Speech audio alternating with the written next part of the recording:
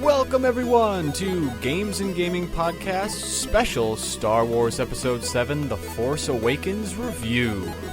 In this spoiler-heavy review, we talk about what we thought of the movie, what characters we like the most, and we do a lot of speculating about what's to come next. Please enjoy.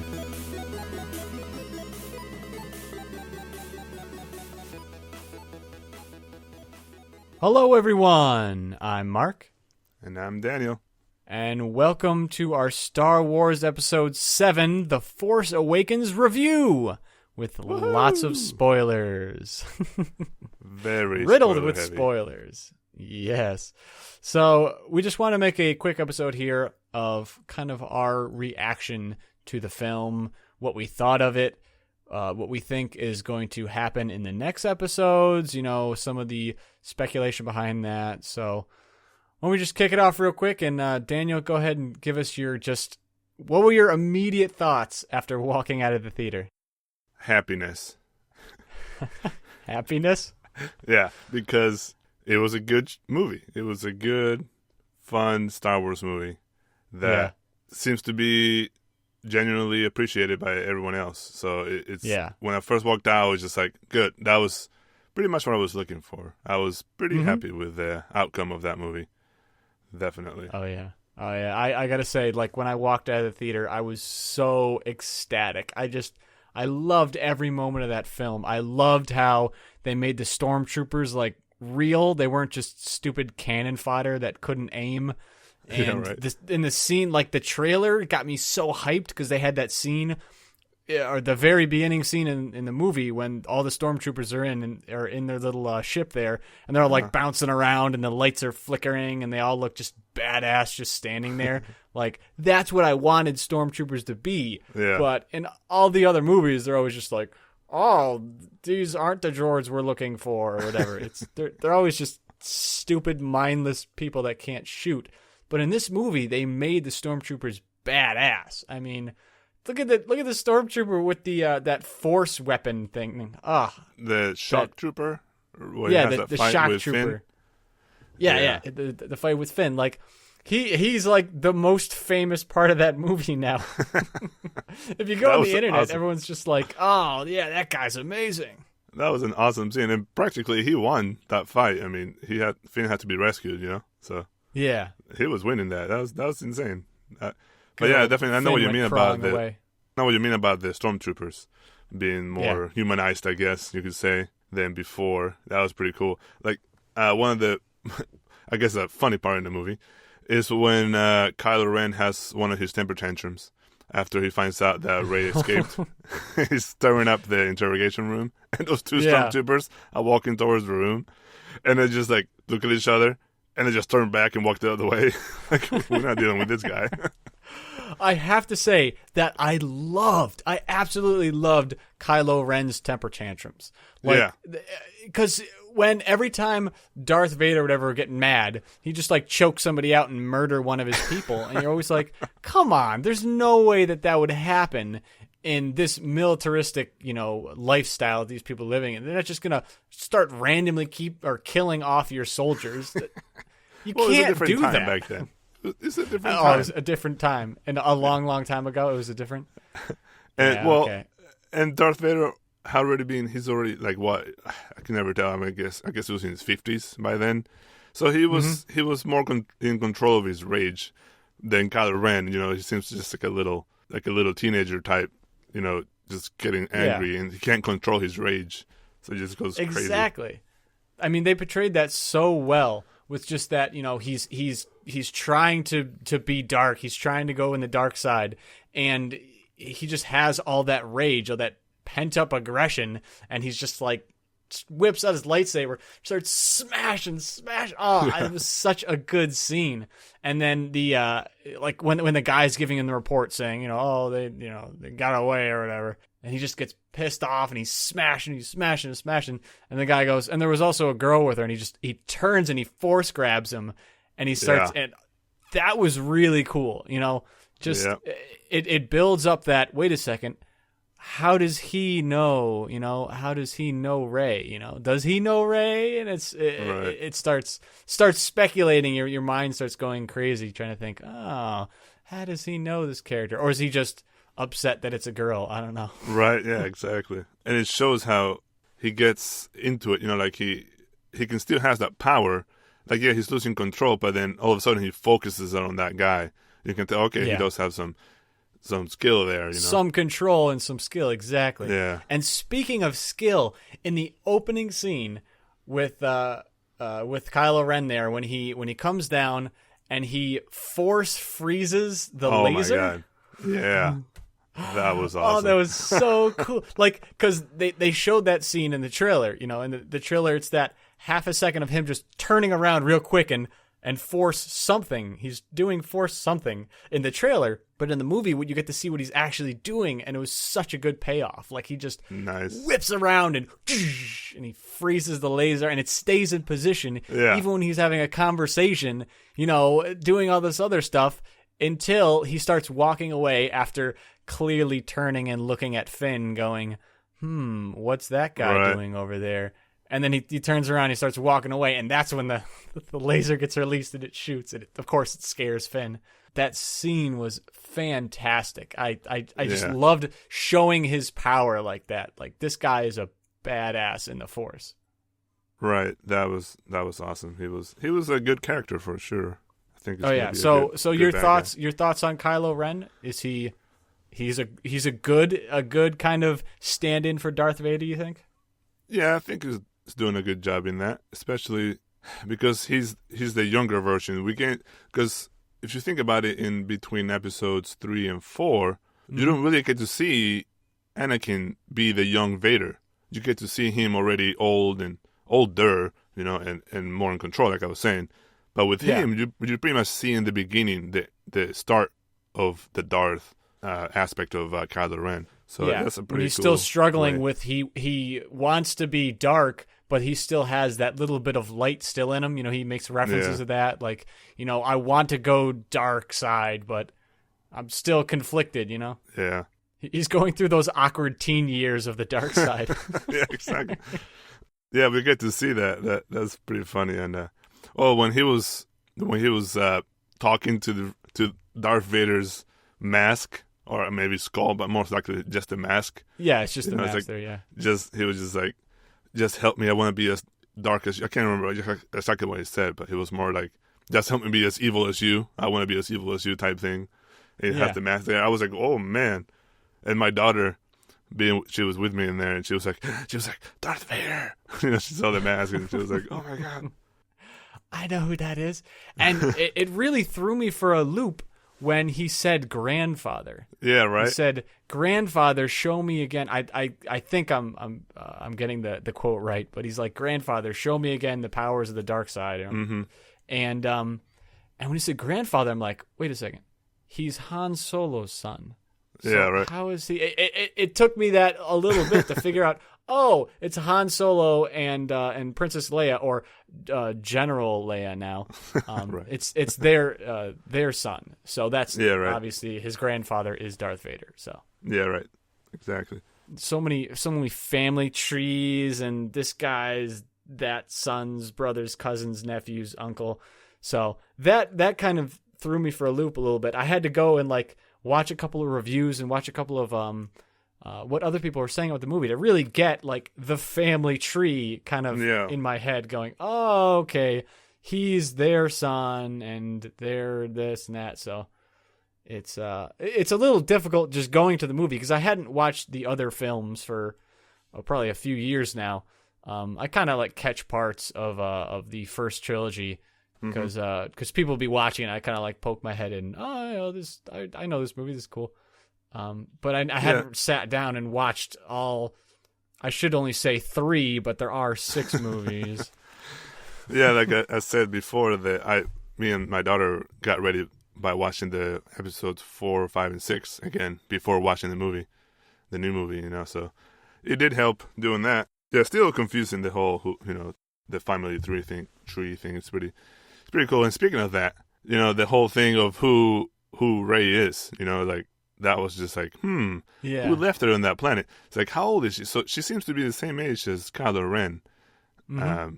So it's like, are they related? Or not? Those So Luke what do you Skywalker think? knew? I don't know. Who do you think Kylo Ren is? At first, I wanted to say it was Luke Skywalker's daughter, but I don't know. I mean, maybe. Yeah. But could it possibly be Han Solo's daughter? Right. Because there were a lot of scenes in there when they first meet, and Han Solo kind of gives like a look, just like, I want to tell you something, but I can't. There's a lot of those looks between her. Do you think she's Han Solo's daughter? And that and Kylo Ren are brothers? Or not brothers, but siblings? Yeah, I don't know. It could be, but I don't know if they'll do that again. The whole twin brother and sister thing, like they did with Leia and Luke. But who knows? Maybe they will. Like the way Luke Skywalker. Oh, by the way, I kept media blackout for the whole time before watching this movie. Yeah. So I didn't know how long. So you didn't know that Han Solo died? Yes. There's my spoiler. Spoiler for the episode. Han Solo dies. Well, actually, that was kind of spoiled in a way by some guy at work being an ass. He's like, he goes like this. We're talking one day. They're talking about the movies, and I haven't mentioned to them I'm doing a media blackout. He goes, by the way, spoiler: Han Solo supposedly dies. I was just like, I wanted to punch me in the face. But that's pretty much the only thing that kind of got spoiled. But I didn't believe it. It wasn't confirmed. Yeah. He didn't say it was for real. But so when it happened, it was still it did hurt me. I was just like, why are they killing Han Solo? He's Han Solo. He shouldn't die. Like I've grown up with that character my whole life since I watched like the movies in the 80s when I was a little kid. So it's like I grew up with that character. So seeing him actually get killed by his son, it's just like, dang. And I wasn't expecting him to actually show that much. And I was with my daughter, I'm thinking, oh man, she's getting the Han Solo. She's watching Han Solo get stabbed in the heart, pretty much. Yeah. And tossed. Now, what did you think of that scene where Han Solo dies? I think it was good. I think that's the only way I think Han Solo could really die, because in any other way, he'll be too careful to let anything really happen to himself like that. Yeah. And with his son, he's his dad, so he lets his guard down, really wanting to help his son. So and when he got stabbed and he was pretty much about to die, how he put his hand on his son's face so lovingly and looked at him and pretty much with his eyes said, "I love you and I forgive you," and he died. So it was definitely pretty good.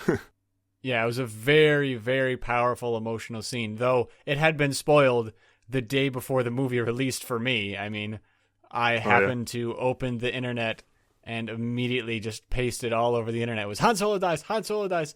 Here's a picture of it. And that's another thing I did. When I knew the movie came out, I didn't go on the internet pretty much. Yeah. And so I didn't go on Facebook. I didn't go on my Twitter. I didn't do anything like that in case freaking people posted on it. But of course, I went to my board game site, Board Game Geek, and right on the forum post, somebody posted, Star Wars, full spoiler, awesome movie. And I was like, damn it. I clicked, I got out of that. It's like, I'm not going on that then. It's like, I didn't want to know what people thought about it. I wanted to go in there as fresh as I could.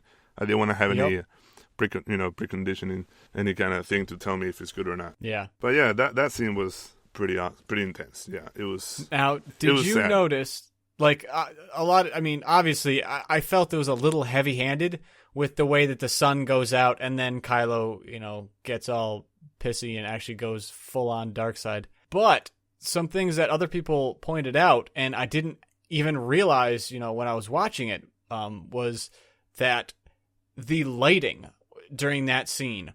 So you had the light from the star. Now the star is getting like drained out. So by that time, the star is like blue. It's kind of got that like bluish light to it.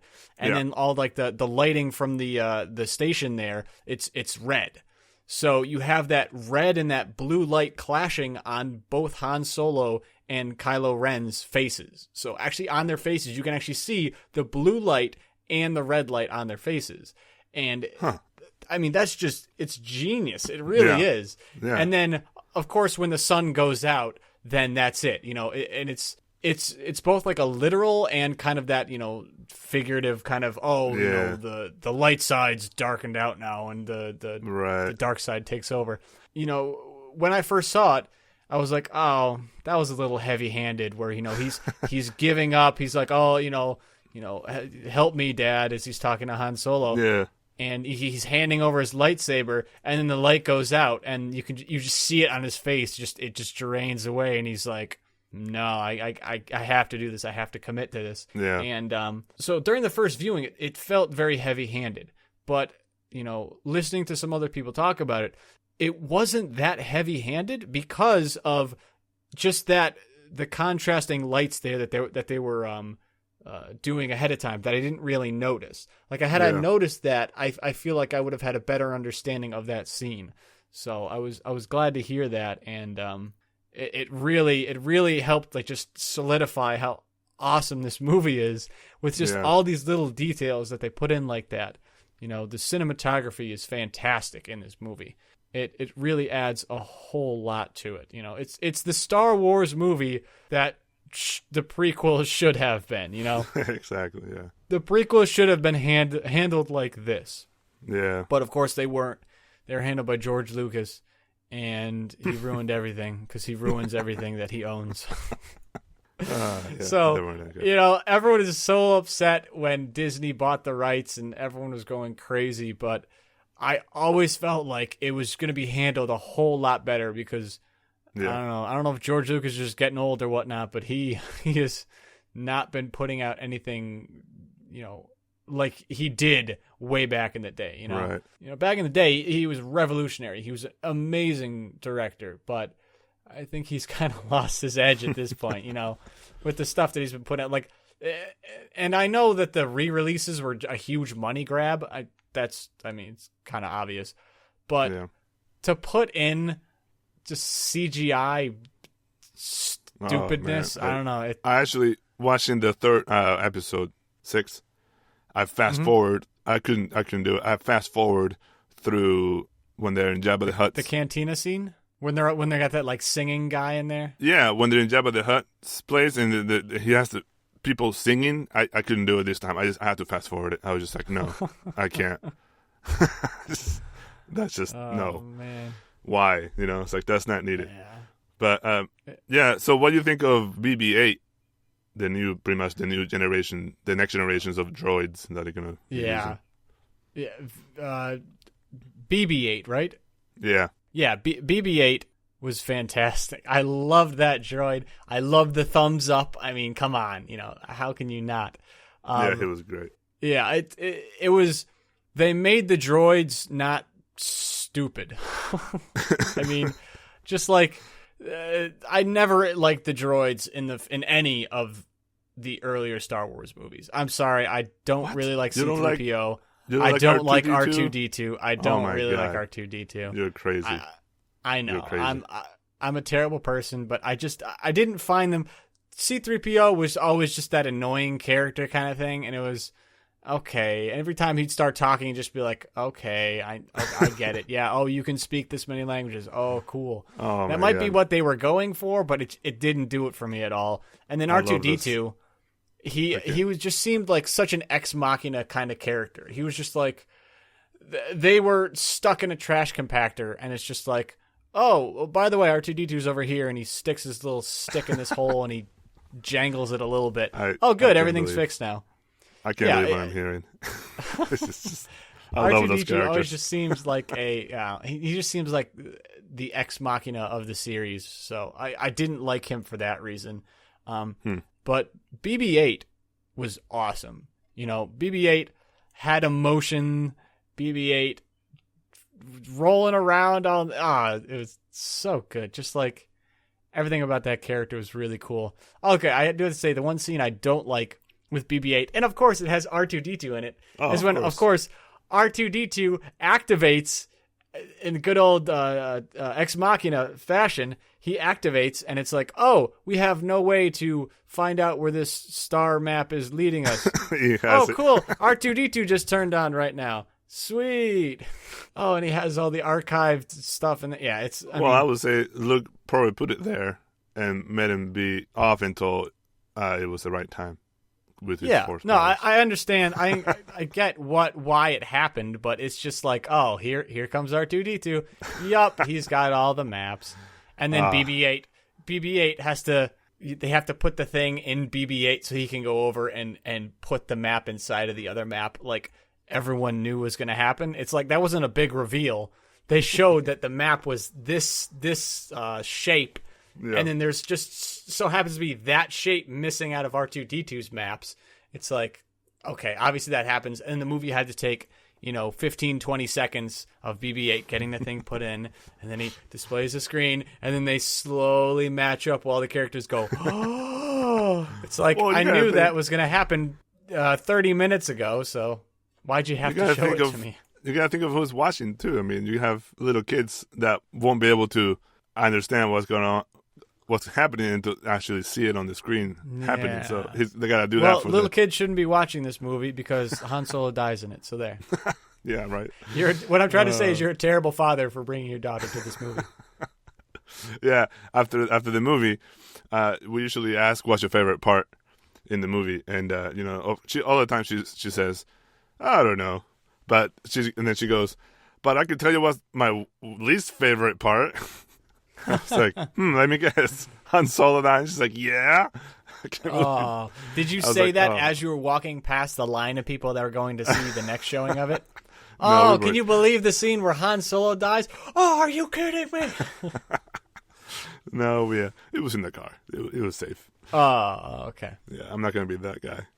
But yeah, so when we were walking out of the viewing that I was with some friends, and one of them almost did that. Like, we were walking by the line and just not, it was just them not thinking. They're just like, oh man, the movie was so good, it was so great. And I was kind of like looking at him, like as we're walking by the line of people, I'm like, don't say anything.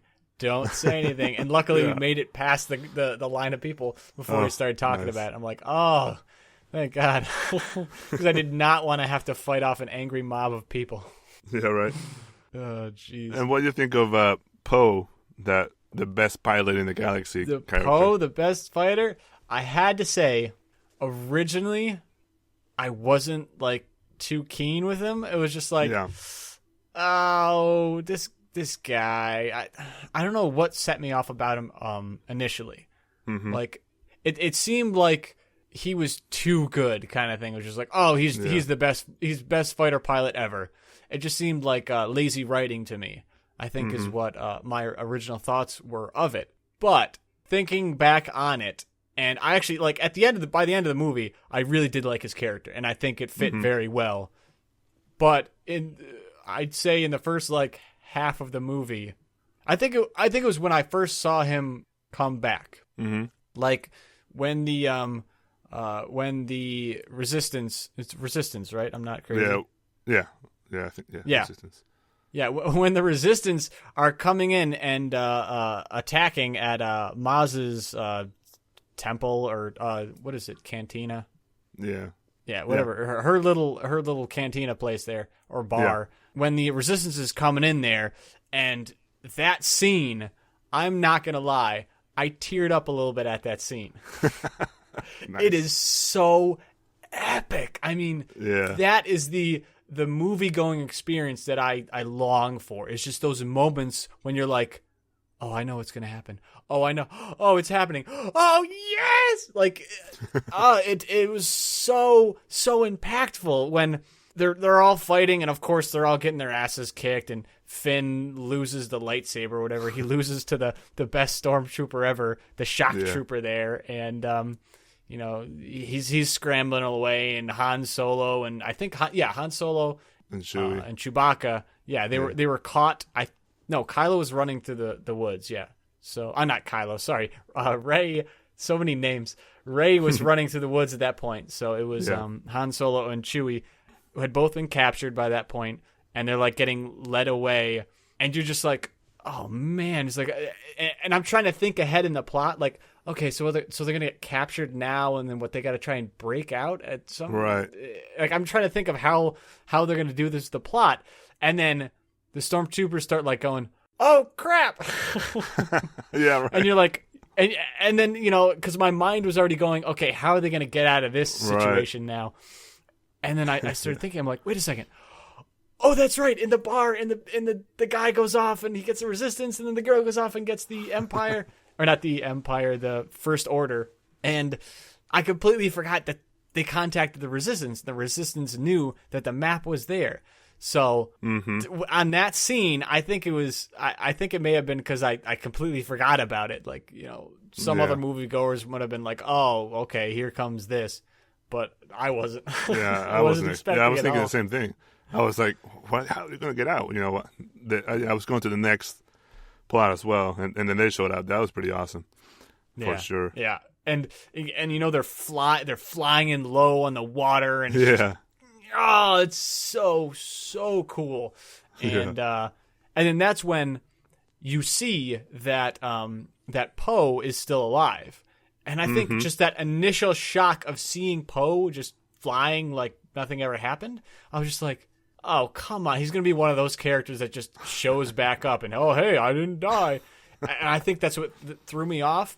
And then I had a little bit less of an enjoyment when he blew up like 48 people all at once. Just that amazing. Apparently it is 10. He kills 10 TIE fighters during that scene there when he's flying around just killing them. I did not like when Finn goes, "That's one hell of a pilot," or whatever the heck his line is there. I didn't like that. I was like, come on, you don't need to put that in there. Well, and I think that added to my not liking of Poe. So, but as the movie went on, I definitely I warmed up to that character a lot more. I'm like, oh, okay, I see what they're going with this character. He's not just an unkillable character that just keeps popping back up in the movie. Yeah. So I forgave them. So there was nothing really to forgive. I just had a bad taste in my mouth from seeing him there, as what I think it was. So that reminds me also of when they first introduced the Millennium Falcon in the movie. How they were getting bombed by the TIE fighters and they're trying to run towards a ship, and so they're running and Finn was like, "How about that one over there?" And they don't show it, it's like, "How about that one?" And it's like, "No, that's garbage. Let's go to that one over there." And Rey says, and then as they're running, that one blows up, of course. And then then she goes, "Okay, I guess it's time for the garbage." And they turn and it's a Millennium Falcon. I was just like, oh my god, I laughed. That was a great way to introduce that ship, because I knew it was going to be in it, because I did see some of the pictures and whatnot from the sites I went to before, but I didn't know how it was going to show up. So that was a really cool way of introducing that ship again. Yeah. Yeah. I mean, the Millennium Falcon kind of feels like it just has to be in the Star Wars films. Right. It's like you can't have a Star Wars film with a Millennium Falcon. It's a character in its own right at this point. It should be in the IMDb as the Millennium Falcon. Yeah, played by Millennium Falcon. Played by Millennium Falcon. Played by a bunch of engineers. So I love that scene too. That was done wonderfully. Yeah, and then they just fly completely unexpected. Yeah, exactly. I didn't think it would be there. Like treated like garbage, pretty much just sitting there. Yeah. And then they get to fly it, and the way it flies around they go into the Star Destroyer and fly through that. I mean, that was really cool. How they finally show a good way of showing the ship flying around, like everybody sees it in their minds, pretty much. Because they didn't really do that much in the other movies, because they couldn't do it. With their FX. So it was pretty awesome. I was happy with that. Yeah, that was another just great scene, done very well. So what are your thoughts of Finn, the character Finn? I liked him from at the beginning though. I was just like, what's going on? He was there, and then all of a sudden he just starts freaking out. In that town with the laser blast was frozen by Kylo Ren. And I was just like, I didn't understand, because there's no really backstory yet. But when he finds Poe on the ship, and it's like, "I want to rescue you," and then Poe's like, "Wait a minute, why are you trying to rescue me?" It's like, "You just need a pilot." Okay, he's like, "Yeah, okay, I need a pilot." Like, yeah, that was great. I love that that little interaction between those two characters. Yeah, so that was cool, and from then on, and then when he first meets Rey, she's like, "You're Resistance." He's like, "Yes." Yes, I'm Resistance. Yeah, I'm Resistance. Yep. Yeah. Yep. Yep. So his whole just doing that, just doing what's got to be done for him to survive. That was pretty cool, and it was done really well. His character, I liked him, definitely did. Yeah. Yeah, I really like the comedy, the way the comedy was handled in this movie. Yeah, because the first 3 movies, there's not really a whole lot of comedy. There's just like iconic lines that people say. There's never those little interesting and fun character interactions of like Finn saying to Rey that, oh, yep, no, I'm resistance, yeah. Or like Finn when Han Solo does his little head nod to say, hey, Ren's out there climbing up the side of this, whatever it is, big gaping hole in a planet that will let you destroy it with one laser bolt. So, and Han Solo's nodding his head, and Finn's like, what is this? What are you doing? What are you doing right now? It's just those little funny character moments that it really adds a whole lot to the movie. It makes the characters relatable. Because there's so many things in especially like sci-fi movies where they try to make every character just like this badass, just like, oh, nothing could touch me, But when you see those little human moments to these characters, it lets you relate to them. It's just like instantly relatable. It's like that's what I would have said in that situation. Right. If some crazy force wielding guy stopped the laser in mid flight. Oh, and it started with Poe too. When they drop Poe to the ground in front of Kylo Ren, and he sits there and he goes, "Do I talk first? Do you talk first? How's this work?" And then Kylo Ren starts talking over. But it's just that little thing right there. It just adds so much. It builds his character. It builds Kylo's character because he's kind of just he just talks over him there, just ignores him, trying to be that scary dude. Right. And it's perfect. I love it. I love that they added all those little things in there. It gives you those moments where you can just sit back in the chair and laugh, like the Millennium Falcon. Like, that's a hunk of junk. That moment there, I laughed out loud in the theater, Yeah. Oh man, yeah, it was really well done with that character. And, the interactions when they start running away from the bombardments from the TIE fighters, he grabs Rey's hand. It's like, let's go. He grabs her, and she's like, what are you doing grabbing my hand? He's like, I can run by myself. Yeah. You need to grab my hand. She keeps telling him, but he keeps grabbing her hand, Yeah. And finally, by the end of that whole scene, she ends up grabbing his hand and pulling him along too. So, that was really cool. Yeah. Trying to, I wouldn't say too heavy-handedly, but definitely trying to assert that, Rey is not a Princess Leia character kind of thing, She doesn't have to get dragged around everywhere. She is the protagonist of this story, She's a badass. She can handle herself, and she's been handling herself in this harsh desert environment her whole life. Right. And, she doesn't need somebody to hold their hand and, have them take her along, And even and in doing that, she is so, against it because her whole life, this is really getting into like speculation and whatnot, but this is what I like to think is just her whole life. The only people that have ever helped her were people that are trying to get something from her. Mm-hmm. It's not like there were these people on this harsh, what do you call them, scavenger planet where they're just trying to get parts off of this ship. That are out to help each other out. Oh, you're a good person. Come here. Let me give you something for free. There's none of that going on. So her whole life she's had to, stick up for herself, do everything herself, and anyone that's ever tried to help her always wanted something in return. So when Finn is grabbing her hand to try and help her along, she's like, "Get off of me! I don't need your help." Yeah, exactly. Yeah, she's definitely a good character. I really liked her character, and I am glad that she's the main. The female is like the main character with the Force, and it's a good change, I would say, So, and I like how near the end, how when Kylo Ren is fighting, is he fighting just her? No, she shows up later. Who's he fighting first? He's fighting Finn, right? In the woods. When is this? near the very end of the movie when Kylo Ren is fighting Finn. He's fighting Finn in the movie. Yeah, he is. He's fighting Finn. Yeah, he's fighting Finn, and then Ren comes in after. Or Rey, comes in after. And when I asked my daughter what's her favorite part of the movie, she didn't say it, but I did have one. My favorite part was, when the lightsaber went into the snow of Luke Skywalker's lightsaber and Darth Vader, and he tries to force grab it, and it won't move, and then all of a sudden it starts jiggling, and then flies towards her, and she grabs it, and I was just like, yes, just like, that was my favorite part in the whole movie right there.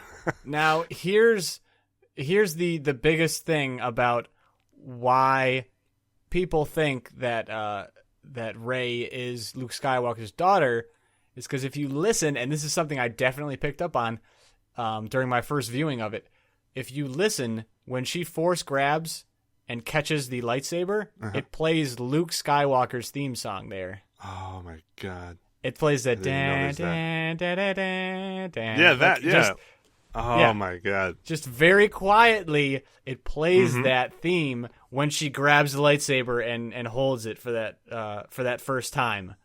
So it's funny, that's another just like huge thing of like she's Luke Skywalker's daughter, definitely. Because I never had that song associated with Luke Skywalker, so when I heard it, I was just thinking it was just a badass moment in the movie that they play for when the Force is badass. So they play that. But yeah, that makes total sense. But man, that'd be pretty cool if it is, though. So another character that I thought was awesome was Maz. Maz is the that little orange lady there that's at the cantina. Yeah. And she was almost like a Yoda character, just kind of like that old knows everything kind of thing. Right. But it was far enough away from Yoda that when I was watching it, I wasn't thinking about that. I was like, oh, this is a really cool character. She's got those big glasses on, and she focuses in and looks right at Finn, and she's like, I know those eyes, or I've seen those eyes before, kind of thing. That character was so cool. She's just like that mysterious character of it says apparently that she's lived over 1,000 years. Yeah. And she's just like this old character that just knows everything, happens to have Luke's lightsaber just sitting in a box. I know, right? Oh, that was so cool. And then of course when Rey touches the lightsaber and it has trippy dream, but then she runs away. I love that. I loved that she just runs away. She's like, I don't want anything to do with this. Yeah, I don't want that. That's crazy. I just want to get out of here. Yeah, I did not expect that at all, and I love that they did it because again, it humanizes that character so much because you want her to just be like, I'll take the lightsaber and I'll save the world and like heavy death metal plays, and then she just like and runs and murders everybody. That's what I wanted to see, but I'm so glad it's not what happened. For a few reasons, and she runs away. She's like, I can't deal with this, and she just runs. It's like, it builds her character. Just I'm still geeking out. The whole scene, I like how it like showed you glimpses of the past of how things happened, how Kylo Ren turned evil, how the whole story about that you learned that Luke took him on as a pupil. And then he went bad, got seduced by the dark side or whatever, and then killed a bunch of people. And they showed like a glimpse of that when it happened, apparently. And I was like, oh, there it is. It's like history. But how did she see that? Yeah, exactly. Another thing that that Rey is Luke's daughter is some people think that she was there. She was there with Luke. And she saw all this happen.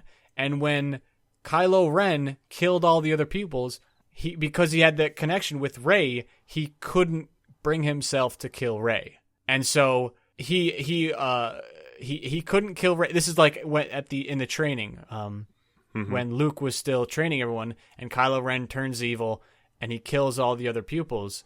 Some people speculate that Rey was there. And he just couldn't bring himself to kill Rey. And then when Luke went off to exile himself, he left Rey on Jara. Is it Jara? Jaka? Juka. Jakku? Yeah. Jakku. Jakku. Thank you. Yeah. That Luke left her on Jakku with that old guy in the very beginning of the movie, that crazy old guy, and that the old guy might have. I'm still trying to wrap my head around all this because I think that's how it works. And then like the old guy was the one leaving the planet in her memory. You know, she had that memory of somebody leaving her, and she had to wait for them. And another speculation is that it was the old guy. He was leaving the planet to go find the map. He told her, wait for me to come back. I'm going to come back and I'm going to get you. And he did. He came back, but once he gave the map to Poe, he never was able to make it back to her to see her again. So, yeah, it would make sense, and it kind of fits up, so because that old guy is that I couldn't tell you the name of the actor there, but he's that very iconic actor. I know him from his voice because I've heard his voice. He did the trailer for Skyrim. That's the most, I know that voice so well because I've seen the Skyrim trailer like 1,000 times. So, he's a well-known actor, and, to use a well-known actor on a character that dies in the first, 2 minutes of the movie, it's like, that seems like kind of a waste. So I feel like he's definitely has a bigger role to play. Well, here's my thought though. I mean, when they show that scene where she flashes back, I guess that sight of the past or whatever, that it looked like they were older. So she was dropped off at that planet when she was a little kid, like maybe like 8 or something. Yeah. So does that make Kylo Ren like 10 years older than her then? Because to me they look about the same age. Well, I think that's what, like, if that's true, if whatever nonsense I just spit out right there is true, and is canon, then yes, that would make Kylo Ren older than her, probably like 10 years, maybe 10 years older than her. I guess that's not that big of a difference when they and kind of look again, the that's all crazy speculation that people are floating out there, and there's so many theories floating around the internet right now. That's one of the ones that I kind of grabbed onto and like, you know what, I could see that as being true. But if it's not, I wouldn't care. But if it is, it'd be really cool. Right. Because that just kind of, it seems like it fit very well. But yeah, I mean, who knows? That would make sense. And like I was saying, I said how Luke Skywalker at the very, very end of the movie, when she finds him, she holds up the lightsaber, and how he slowly, looks back and takes off the cowl, and you can see his robot hand. That was pretty awesome. And it doesn't have a glove anymore. And he looks at her, and it looked to me like he recognized her, the way he was looking at her. So that's another thing. Definitely. And that's another thing I was disappointed on. I was hoping to see more Luke, but that looks like it's going to be the next movie. He's going to be in it a lot more. Yeah, I think we can wrap it up there with that final scene. I think that's a great way to kind of wrap this discussion up. And I want to say that final scene, when we're going into it, like, all the big boom, bang, shara, hurrah kind of stuff happens, planet explodes, kaboom. It's like, cool, this is where they're going to end the movie, and then General Leia even says, may the Force be with you to Rey. She says that. And that's actually the last word spoken in the film.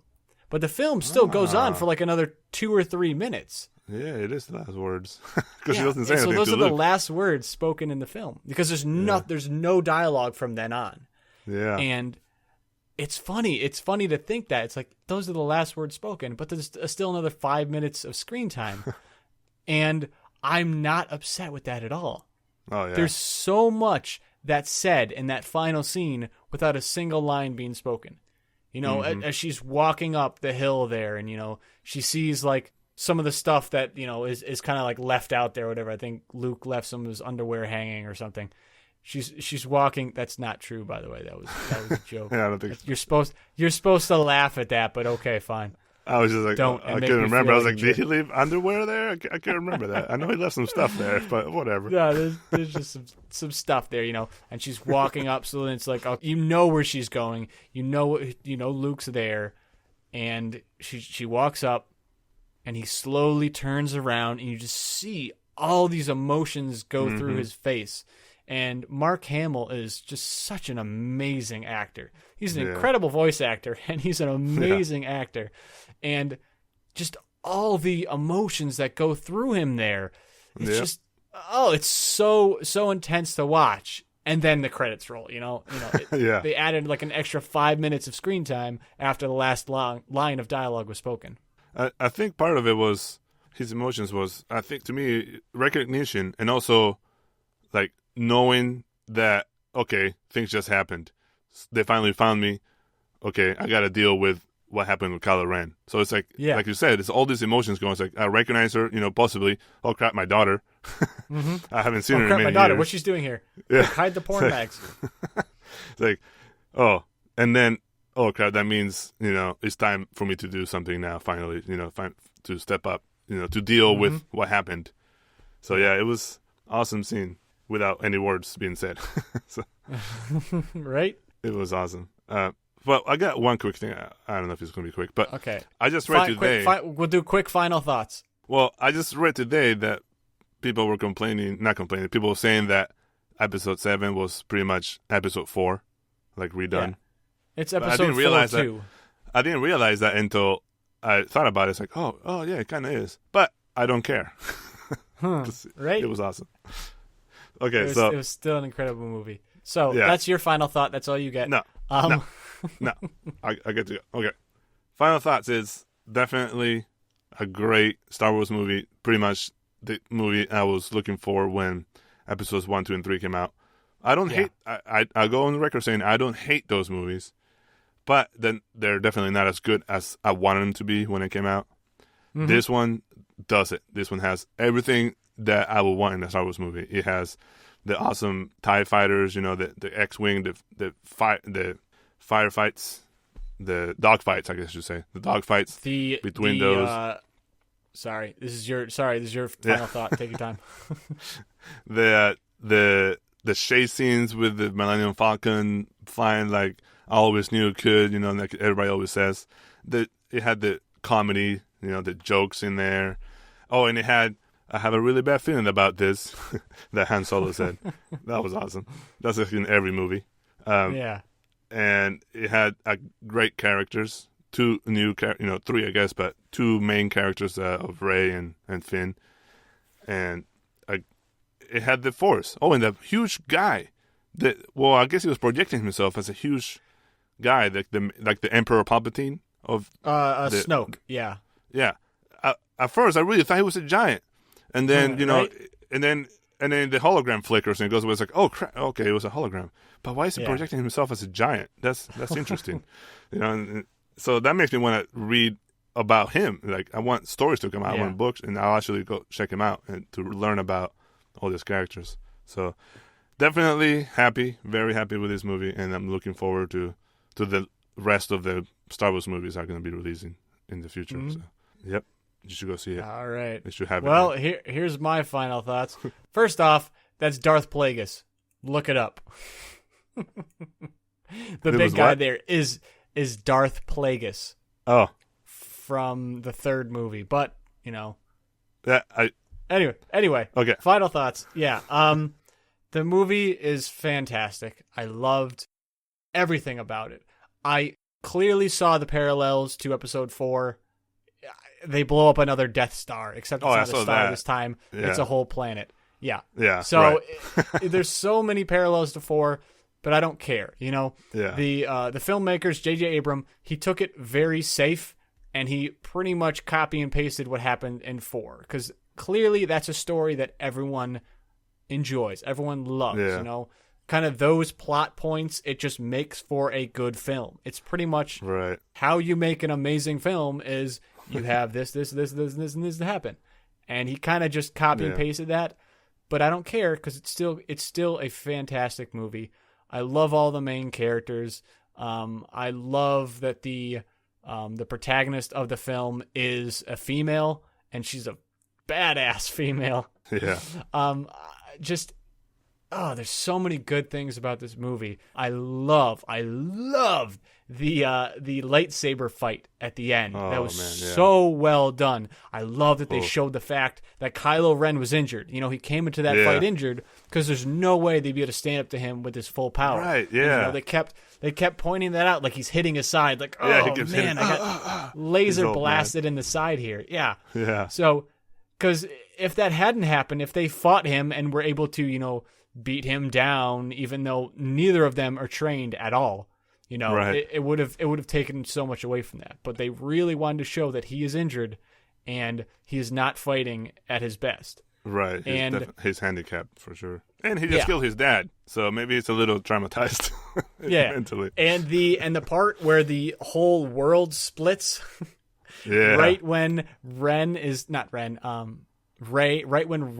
gonna kill Kylo Ren. The whole world splits. At first, I went, "Oh, come on, really?" But before the movie was even over, I was like, "Okay, they had to do that." And it's not just like the movie had to do that. It makes sense in the universe because you can even think of it as the Force literally pulled those two characters apart because it wasn't their time. If Rey had killed Ren right there, she more than likely would have turned to the dark side because she was mad, she was upset, she was emotional, and if she had killed him right there, she probably would have went to the dark side. So you can think of that part of the movie like the universe straight up went, it's not the right time, and it split them up. Yeah, it's like they say a lot of times, the Force is always looking to balance itself out, and that you said it was the Force intervening, saying, "No, this can't happen." This is still my final thought. You're ruining my final thought. Sorry, I understand. I just want to say, I understand. All right. I know. I want to talk about this for like 6 hours, but we can't. We got to wrap it up. All right. So anyway, final thought, movie was fantastic. I'm so happy they did it, and I cannot wait for episode 8. So, definitely. As always, you can reach us through the following. Our Twitter is @GamesInGaming. Our email is gamesandgamingpodcast@gmail.com. Our website is gamesandgamingpodcast.com. Also, you can check out our YouTube channel. It's Games and Gaming Podcast for the visual podcast. I hope you're watching right now because I'm sure Daniel did a wonderful job with it. This is going to be interesting. And of course, of course, until next time, I'll see you online. And I'll see you at the table.